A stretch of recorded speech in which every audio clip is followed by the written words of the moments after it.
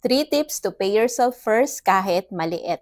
Alam mo, maraming Pilipino ang natutulog na lang at nagigising nang wala pa ring naiipon. Feeling nila kapag maliit ang kita, imposible mag-save. Pero ang totoo, hindi mo kailangan maging mayaman para magsimula. 3 tips para magawa mo ito kahit maliit ang kita. Tip number 1, i-prioritize ang sarili mo sa pera. Bago magbayad ng bills at gastusin ang natira, ilaan mo muna kahit 100 pesos to 500 pesos sa ipon mo. Maliit man pero consistent na step patungo sa magandang future. Tip number 2, i-track ang bawat maliit na ipon. Kung nakikita mo kung paano lumalaki ang pera mo kahit konti, mas lalakas ang loob mo magpatuloy. Huwag mong hayaang mawala sa paningin mo ang progress mo. Tip number 3, palaguin ang ipon mo habang nag-iipon. Sa IMG Financial Literacy Campaign, matututo ka kung paano gawing investment ang ipon mo para kumita ka habang may proteksyon sa future. Kasi ang goal hindi lang basta makapag-ipon, kundi magkaroon ng peace of mind at financial freedom. Alam ko mahirap magsimula pero bawat maliit na hakbang mo ngayon, malaking tulong sa future mo. Magsimula ka na habang kaya mo pa. Kung gusto mo mas matuto pa sa tulong ng IMG, comment #ipon below to know more about our financial literacy campaign. Retire early, live free, kayang-kaya basta may tamang gabay.